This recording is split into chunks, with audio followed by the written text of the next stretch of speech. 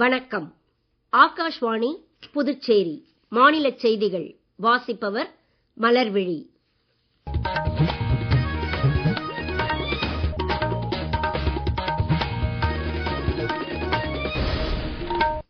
தலைப்புச் செய்திகள். Doctor B.R.. Ambedkar குறித்து மத்திய உள்துறை அமைச்சர் திரு அமித்ஷா வெளியிட்ட கருத்துக்கள் தொடர்பாக நாடாளுமன்ற இரு அவைகளிலும் இன்றும் அலுவல்கள் பாதிக்கப்பட்டன. பாதுகாப்புத் துறையில் தன்னிறைவை நோக்கி நாடு விரைந்து முன்னேறி வருவதாக பாதுகாப்பு அமைச்சர் திரு ராஜ்நாத் சிங் கூறியுள்ளார். தமிழகத்தில் 18 மாவட்டங்களில் மொத்தம் 178 கோடி ரூபாய் மதிப்பில் 34 உயர்மட்ட பாலங்களை கட்ட முதலமைச்சர் திரு மு.க. ஸ்டாலின் உத்தரவிட்டுள்ளார். புதுச்சேரியிலிருந்து ஹைதராபாத் மற்றும் பெங்களூருக்கு நாளை முதல் விமான சேவை மீண்டும் தொடங்க உள்ளது. இனி விரிவான செய்திகள். Doctor B.R.. அம்பேத்கர் குறித்து மத்திய உள்துறை அமைச்சர் திரு அமித்ஷா வெளியிட்ட கருத்துக்கள் தொடர்பாக இன்று இரண்டாவது நாளாகவும் நாடாளுமன்றத்தில் அமளி ஏற்பட்டதால் இரு அவைகளிலும் அலுவல்கள் பாதிக்கப்பட்டன. மக்களவையில் காங்கிரஸ், திமுக உள்ளிட்ட எதிர்க்கட்சி உறுப்பினர்கள் அவையின் மையப்பகுதியில் கூடி மத்திய உள்துறை அமைச்சருக்கு எதிராக கோஷமிட்ட நிலையில் அவையின் அலுவல்கள் முதலில் ஒரு முறையும் பிற்பகல் 2 மணிக்கு மேல் 4 மணிக்கும் ஒத்திவைக்கப்பட்டன. மாநிலங்களவையில் முதலாவது ஒத்திவைப்பிற்கு பின்னர் பிற்பகல் 2 மணிக்கே அலுவல்கள் மீண்டும் தொடங்கிய போது இன்று நாடாளுமன்ற வளாகத்தில் எதிர்க்கட்சிகளும் ஆளும் கூட்டணி கட்சிகளும் நடத்திய ஆர்ப்பாட்டங்களில் 2 பிஜேபி எம்பிக்களுக்கு காயம் ஏற்பட்டது குறித்து அவையில் பிரச்சனை எழுப்பப்பட்டது. சம்பவம் குறித்து மக்களவை எதிர்க்கட்சித் தலைவர் திரு ராகுல் காந்தி மன்னிப்பு கேட்க வேண்டும் என நாடாளுமன்ற விவகாரங்கள் துறை அமைச்சர் திரு கிரண் ரிஜிஜு கோரினார். சம்பவம் குறித்து அவையில் கண்டன தீர்மானம் நிறைவேற்ற வேண்டும் என அவை முன்னவர் திரு ஜே.பி. நட்டா வலியுறுத்தினார். அமைதி ஆர்ப்பாட்டத்தில் தாங்கள் ஈடுபட்டிருந்த போது திரு ராகுல் காந்தி மிக அருகே வந்ததால் தமக்கு சங்கடம் ஏற்பட்டதாக பாரதிய ஜனதாவை சேர்ந்த பெண் நாடாளுமன்ற உறுப்பினர் ஒருவர் கூறியிருப்பது குறித்து விசாரித்து வருவதாக அவைத் தலைவர் திரு ஜெகதீப் தன்கர் தெரிவித்தார்.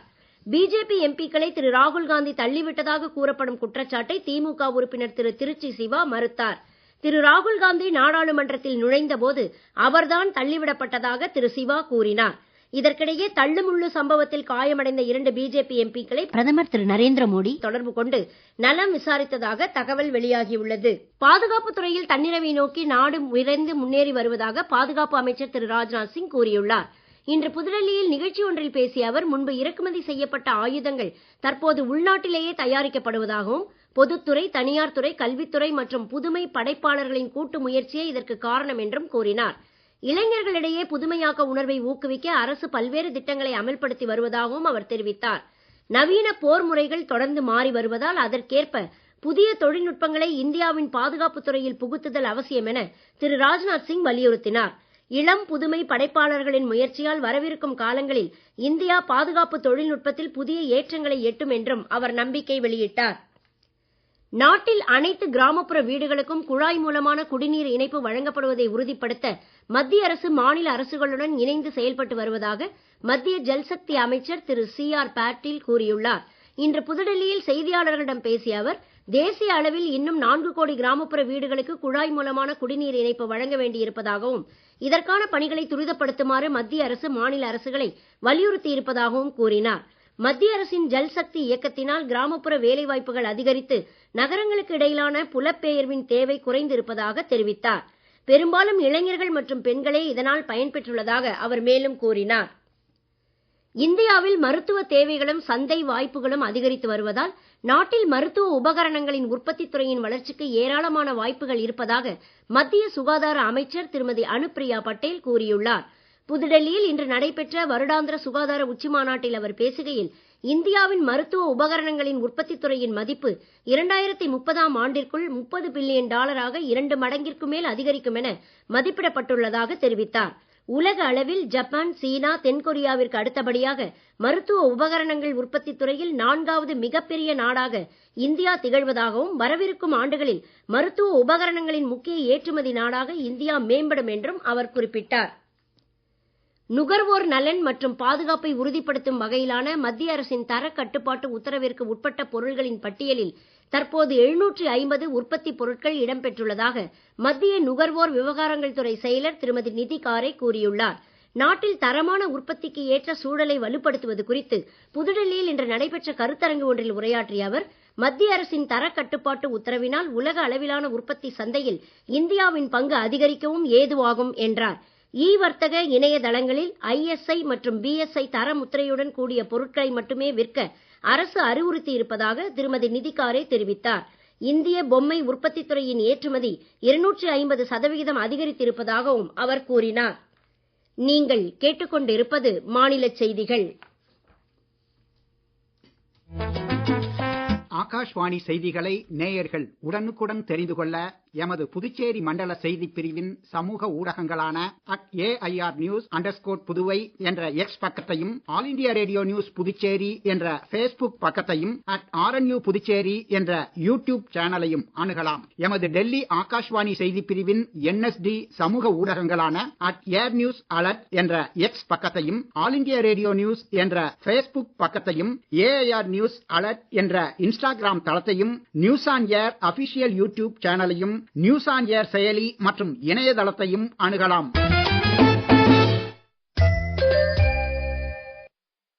தமிழகத்தில் 18 மாவட்டங்களில் மொத்தம் 178 கோடி ரூபாய் செலவு மதிப்பில் 34 உயர்மட்ட பாலங்களை கட்ட முதலமைச்சர் திரு மு.க. ஸ்டாலின் உத்தரவிட்டுள்ளார். வெள்ளத்தால் பாதிக்கப்பட்ட பகுதிகள் மற்றும் இணைப்பு வசதிகள் இல்லாத பகுதிகளுக்கு முன்னுரிமை அளித்து திருச்சியில் 3 பாலங்களும், விழுப்புரம், வேலூர், நெல்லை, தூத்துக்குடி உள்ளிட்ட மாவட்டங்களில் இதர பாலங்களும் அமைய உள்ளன. கட்டுமான பணிகள் உடனடியாக தொடங்கும் என்று தெரிவிக்கப்பட்டுள்ளது. இதற்கிடையே தமிழக முதலமைச்சர் திரு மு.க. ஸ்டாலின் இன்றும் நாளையும் ஈரோடு மாவட்டத்தில் கள ஆய்வில் ஈடுபட்டுள்ளார். இதன் ஒரு பகுதியாக நாளை 951 கோடி ரூபாய் மதிப்பிலான முடிவுற்ற திட்டப்பணிகளை அவர் தொடக்கி வைத்து 222 புதிய திட்டப்பணிகளுக்கு அடிக்கல் நாட்டுகிறார். புதுச்சேரியிலிருந்து ஹைதராபாத் மற்றும் பெங்களூருக்கு நாளை முதல் விமான சேவை மீண்டும் தொடங்க உள்ளது. இந்திய விமான நிலையங்கள் ஆணை அமைப்பும் இண்டிகோ நிறுவனமும் இணைந்து விமான நிலையத்தின் முனைய கட்டிடத்தில் ஏற்பாடு செய்துள்ள தொடக்க விழாவில் துணைநிலை ஆளுநர் திரு கைலாஷ்நாதன், முதலமைச்சர் திரு ரங்கசாமி ஆகியோர் பங்கேற்க உள்ளனர். நாளை மதியம் 12:25க்கு புதுச்சேரி வந்து சேரும் முதலாவது விமானத்தின் பயணிகளுக்கு நீர் பீரங்கி வணக்கம் செலுத்தப்படும் என விமான நிலைய இயக்குநர் திரு ராஜசேகர ரெட்டி தெரிவித்துள்ளார்.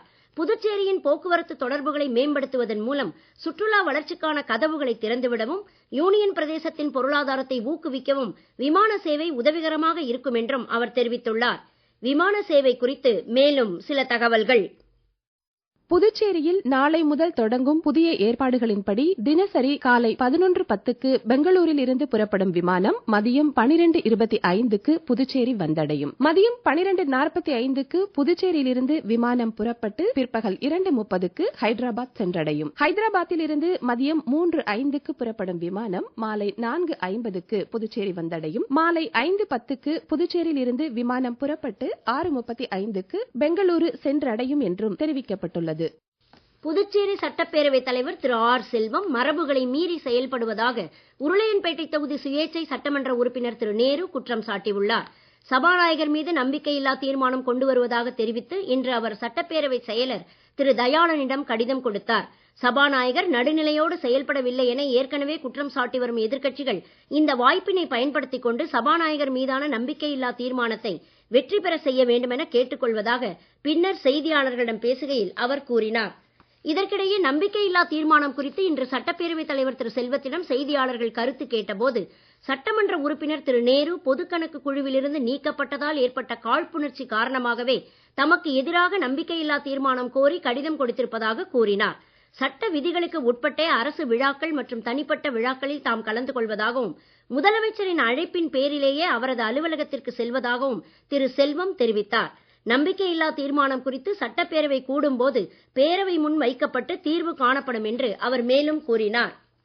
இருதய கோளாறால் பாதிக்கப்பட்ட குழந்தைகளை இளம் வயதிலேயே கண்டறிந்து சிகிச்சை அளிக்கும் வகையில் புதுச்சேரி ராஜீவ்காந்தி குழந்தைகள் மற்றும் பெண்கள் மருத்துவமனையில் செயல்படும் மாவட்ட ஆரம்ப நிலை தலையீட்டு மையத்தின் ஆரோக்கிய இதயம் இயக்கத்தை முதலமைச்சர் திரு ரங்கசாமி நாளை தொடக்கி வைக்கிறார்.